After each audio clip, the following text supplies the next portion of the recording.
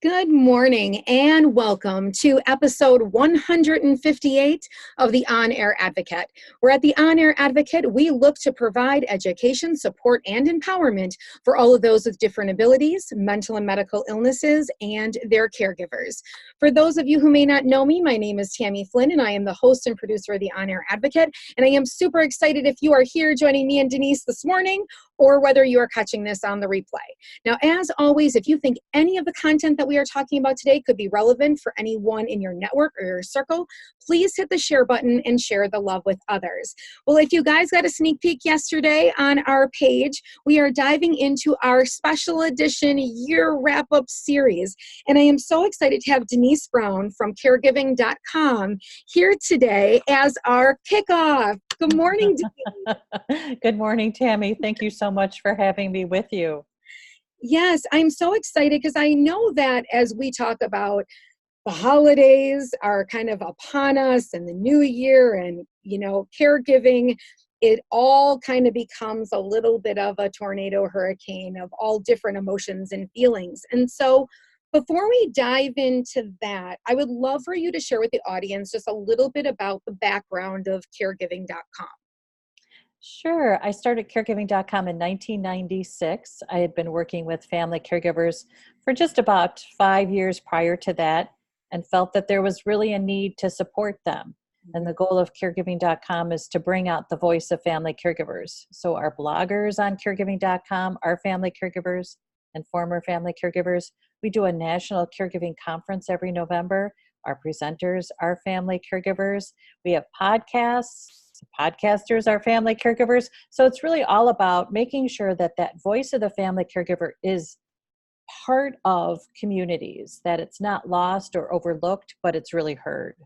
Right. And as we talk about so much on this show is that finding people who have traveled the journey sometimes is the best information and content that you will ever get in knowledge, because they're walking that same path, as you are. So I would love later on in this show for us to give the audience all the different, directions to how they can get involved with those things. But I know on a regular basis, your network, whether it be on Twitter or on Facebook, of caregivers and them sharing their stories is so prevalent. And so I wanted you to share, what have you noticed? 1996, you started this, with caregivers, and as we come upon the holidays and they are here in a new year, and the stress for not only on the caregiver but those being cared for, what are some of those tools, strategies, and things that you've really heard? I think it's important to remember that the holidays are really a complex time. Mm-hmm. You might be connecting with family members who haven't been in town or around, so they might not have noticed declines that your caree is having. So we use the term caree for the person receiving care. So you have to deal with the emotions of those family caregivers coming in and saying, oh my gosh, I didn't realize mom declined this much, or oh my heavens, dad looks terrible. What are you doing? That's difficult. And then I also think we feel this pressure to have a perfect holiday. The pressure comes from outside of us, but it's also internal as well, because we wonder, how many more Christmases, how many more holiday seasons do we have with our family members? And so we want this one to be the special one in case it's the last one. So the external and internal pressures can really feel overwhelming. And I love the term that you used, which is a tornado. Mm-hmm. So there's tornadoes outside and inside of us. And it's trying to figure out, how do I manage those so I can feel like I enjoyed the holidays too? Right. And I know for the caree, so much of the time, holidays are strenuous on our own bodies when we're healthy, and I had just posted, for many that know, I had gone through a surgical procedure and I've been out. And even I don't have my Christmas tree up because I can't carry it. And, so when we're even healthy, sometimes there's just such that strain physically. And how does that play out for the caree in okay, we're going to go to this house and we're going to go to this house. And especially for those that have different types of Alzheimer's and dementia and those types of things, Are there any tools that we can do to kind of lower that anxiety, lower that stress and physical nature of the holidays for those, that need that? I think communication is really our best tool, and it's communicating before an event, for instance. So if you're caring for someone who has dementia, it's letting the host know when you're going to an event or a party what works for your caree, and that you might have to leave early, you might not be able to stay very long, and be okay with that. I also think it's important to have an exit plan when you go anywhere. This idea that, okay, when it's getting to be too much, I'm just going to say, we have to go. Thank you so much. Sometimes we get tongue tied and feel like we have to over explain and defend our decision to leave, when really you just have to say, thank you so much for having us. It's time for us to go, and then go. So communicating before the event, having an exit strategy so that you're ready with the words when you know, okay, we are just about to overstay our welcome, so that you feel like you have some control over a situation when it feels like a disease process is really what's driving what's happening. I think it's important for us to know that we can put some controls in place as well.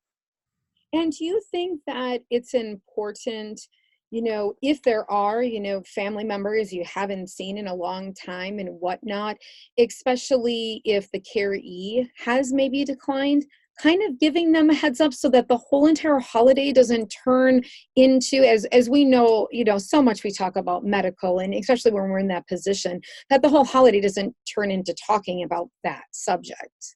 Absolutely. I think it's important to give regular updates, even if a family member has just completely removed themselves or is not necessarily as involved as you would like them to be. I think it's important to share regular updates about what's happening and what's happening around what's happening, meaning what do the doctors say? What are the treatments that are being considered? You just don't want to put yourself in a position as the primary family caregiver where everybody's showing up and saying, oh, I didn't know this. So the Right. communication before is really important. It is it is important to note too, though, that sometimes communicating before is very different than seeing it live. So for instance, you may be communicating to the best of your ability, sharing all that's going on, and it's different when people see it, when they experience it. So it's important to recognize that people might experience it differently than you thought, because you're like, well, I've been telling you this, I've been communicating it.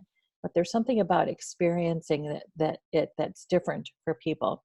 And I think that people will have a tendency to tell you what to do. So if you're the primary family caregiver, you've been doing everything, and then people show up for the holidays and they're like, you know what you should try?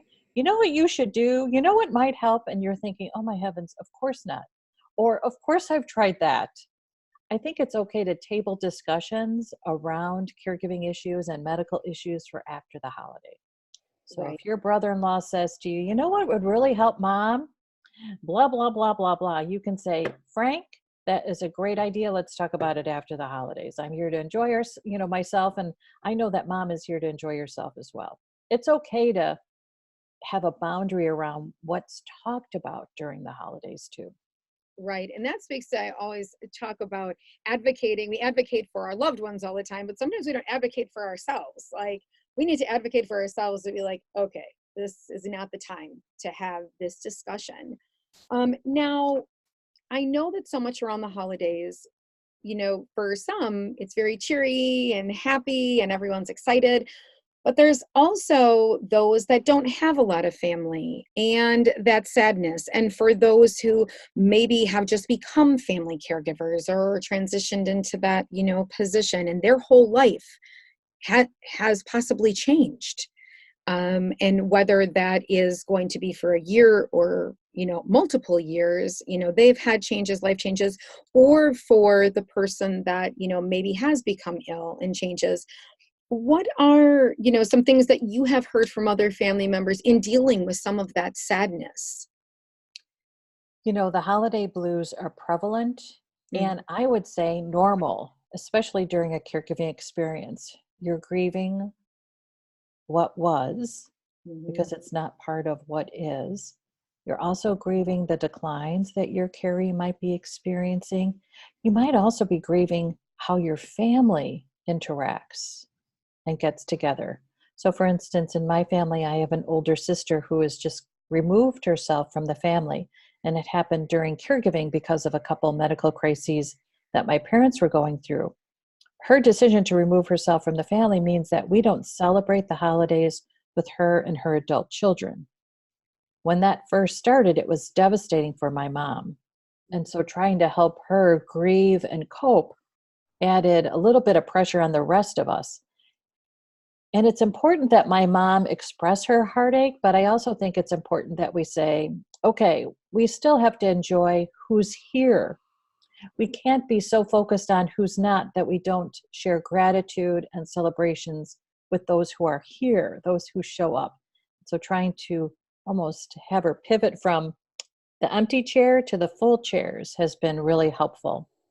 Right. And I think it is important to allow ourselves time to grieve during the holidays. The holidays are different during caregiving. What we can do, which is what you just talked about with the Christmas tree, is different.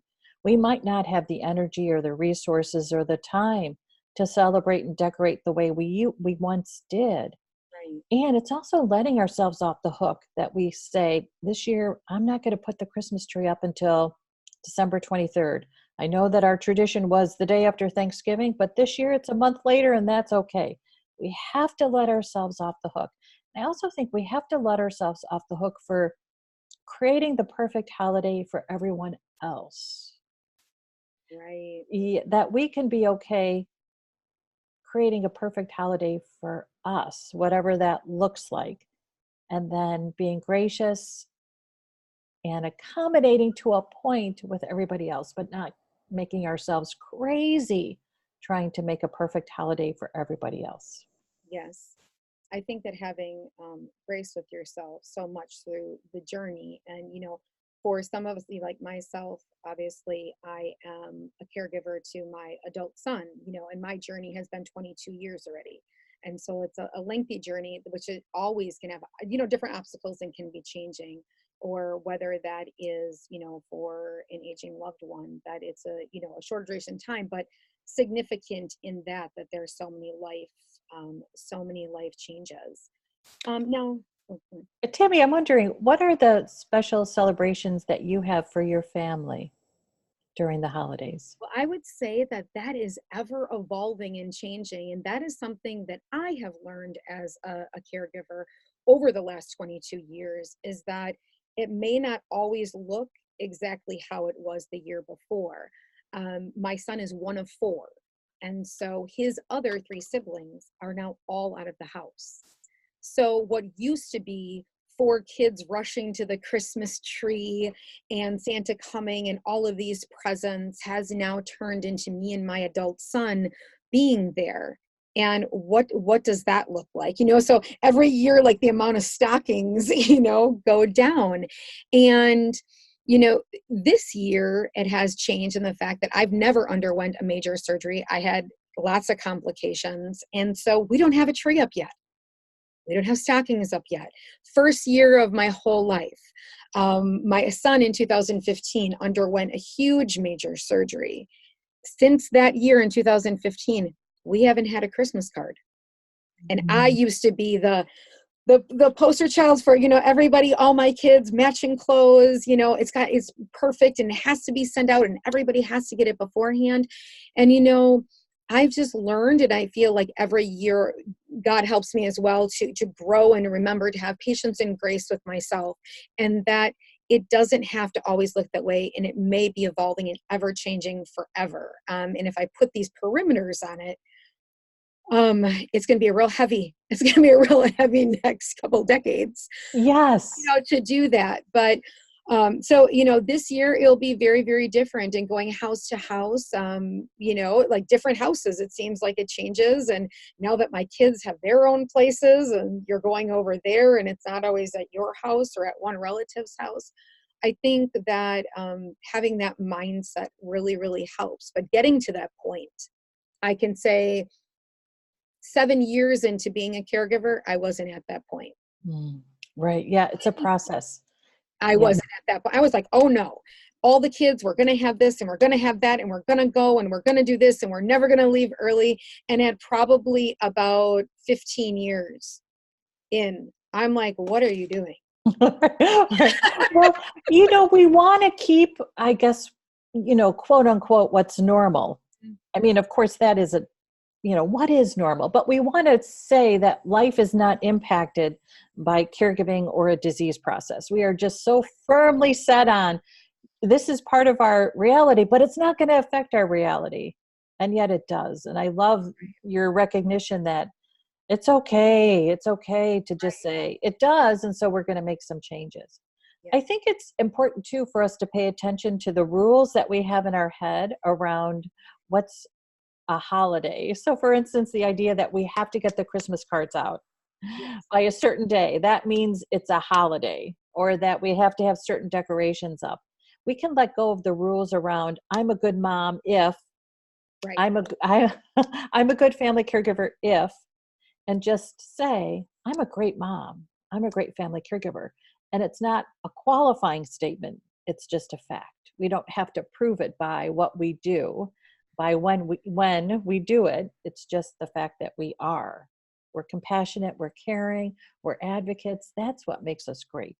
It's not what we do in terms of actions, like sending out Christmas cards. It's how we are, how we live our life, and the values that we live by.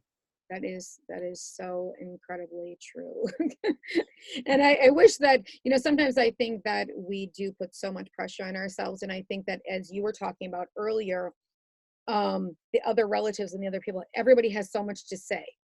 But until you are walking the journey, until you are there, you really have nothing to say. I always say, just be supportive and have a listening ear, because you don't know what every day, looks like, and the trials and the tribulations and the endless phone calls and the lack of sleep and all of that. I don't think that there's any articulation that somebody could just describe to you and you'd absolutely get it. But yeah, and it's interesting because it's not, I don't think people get what it looks like, and I also don't think they get what it feels like. Mhm. And sometimes what it feels like is what saps your energy the most, because Right. you're coping, you're trying to find hope during those days when it feels like there is no hope. You're trying to keep the faith and keep spirits up, and that is emotionally draining.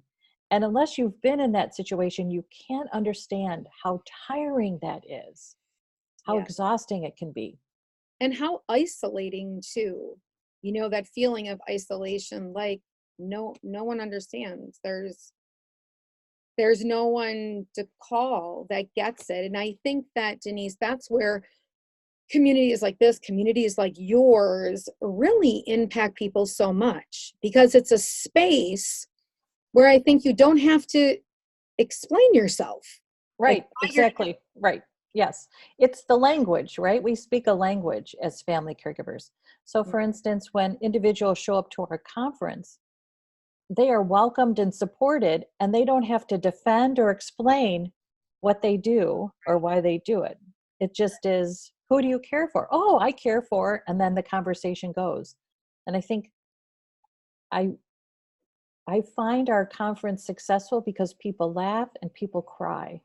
mm-hmm, And that to me says that all emotions are welcome. And that's the goal, because we can't necessarily feel like our emotions are welcome everywhere, because we have these deep emotions during caregiving. It's such a it really is an emotional experience, and people can't necessarily sit with us when we have difficult emotions unless you are someone who sits in caregiving. You are okay with the emotions of others because you understand them. They're yours as well. right. I think sometimes there's so much of that shelving that has to go on when we talk about outside of our caregiving community of Yes. caregivers. And I was speaking with my sister, who obviously is very, very close. Me and my sister are best friends. And she actually even works for an agency that supports people with different abilities. So it's even in her CEO work every single day. But with that even being said, she's learned over the years to just be a listening ear, because there's no way to fully ingest Even sometimes the rushing and the diagnoses, sometimes us as caregivers, we get diagnoses of other heavy things for our loved ones that we don't even have time to process, because we have to be on to the next thing and picking up the prescription and where are we going next. That, sometimes it doesn't hit us for a week, 2 weeks, a month later, that we're like, if any normal, irregular individual just found this out, they'd be crying, they'd have to talk about it. We just shelved it and just kept it moving. And so I think, yes, it's a very, very unique place, Denise. But kind of as we wrap this up, and I want to find out more about caregiving.com and where people can, locate it and get involved and all of that. As we kind of go, wrap back around to the holidays, let's kind of just review some of those main things that we chatted about. Having like the exit plan, right? Being okay with realizing that we might have the holiday blues. It might be sad, to be okay with that. Can we just run through those couple of things? Yeah, I think it's communication before you attend an event or before people come to your house, just to let people know this is what my carry needs, this is what happens, this is what you might see, this is how you can manage if you see this, because people are just freaked out about certain situations, right? So information that you share with them will help. It'll help you as well. So information prior to attending or hosting a get-together. And then if you're attending a get-together, to have your exit strategy in place, to know what it is that your carrier is showing you when it's too much for him or her, and then what you're feeling when it's too much for you. And it's okay to leave. You don't have to explain or defend your decision. Say thanks and then move on. And I also think it's important to table conversations that you're just like, not today. You don't have to talk about anything you don't want to. You can say, not today. That's for January 5th. Not today. Right. Not today. Right. And I also think it's okay for you to say, if someone is really shooting on you, to say, thanks, but I've got it covered, and then move on. You don't have to be exposed to anything that is not jolly or holly or part of a good holiday for you. Right. And then be okay with your values around the holidays. I think we often get caught up in what other people see as valuable about the holiday, but really be open to what makes a holiday valuable for you. What are your values around how you celebrate? With who do you celebrate? And how do you show love for the people that are important in your life? So be focused on your values and your priorities too.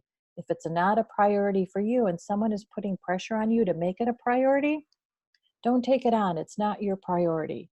Keep your priorities, live by your values, and let them drive you during the holidays, especially. And that other great key point is having grace with yourself. That it doesn't Absolutely. look like, Yes. what it looks like. Absolutely. Yes. And let go of rules that don't serve you. Like, in order for us to have a great holiday, I have to have a tree up by December 10th, or I have to have the cards in the mail by December 1st. Have a great holiday. Right. Exactly. All right. Those are so many awesome key things. And so I hope that all of those in that caregiving position take a moment to kind of listen and really accept those things, something. But like I said, it took me about 15 years. Yes, right. It's okay. We have to process at our own pace. That's important too. Just process it at your own pace. Right. So can you tell me and share with the audience just a little bit more about, how people can actively get involved with caregiving.com? How does that conversation or getting connected with other caregivers happen? Yeah, we actually have 3 daily chats every day on caregiving.com, and they are at 9 a.m. Eastern Time, 2 p.m. Eastern Time, and 9 p.m. Eastern Time. And they are in our caregiving chat room. And actually, over the holidays, we have a 36-hour Christmas chat, because we know that people might just be wishing that the holiday went away. And so they might need somewhere to connect with others who understand that. So we keep our caregiving chat room open for 36 straight hours, from noon on Christmas Eve through midnight on Christmas Day. We have volunteers who are in the chat room to connect and share and support anyone in a caregiving experience or an after caregiving experience, because after a carrie dies, the holidays are different too, and you might feel like people don't understand your grief or want to have time for your grief. So you can come into our chat room and really just be who you are and share how you feel without having to explain or defend. So I would say check out our chat rooms as a way to really start to connect to the community. Now, did those have a certain link to them that like below this live, we can just drop in the comments? Or how? Actually, there's actually a little chat bubble on any page on caregiving.com. And Okay. it's, you just click on the little orange chat bubble and it opens up the chat rooms. And then you just click into a chat room based on the schedule. So you'll see a list of the scheduled chats. Awesome. Caregiving.com. Go on there. Orange circle. 36 hours. I think that's wonderful. I mean, Yeah. you're Yeah. letting people know we're here to support you, and we're here for this whole duration. So that's phenomenal. That really is, because a lot of times, a lot of the groups, everybody has all their things that they're doing, and there might not be people accessible to be there. So I think that is absolutely fabulous, Denise. And I thank you for sharing all of these wonderful tips, tools, strategies, thoughts with our audience this morning. I really do appreciate it, taking this time out over the busy holiday season. Thank you so much, Denise, for being Yeah. here with us today. Thank you, Tammy. This was awesome. I so appreciate it. Great to connect with you.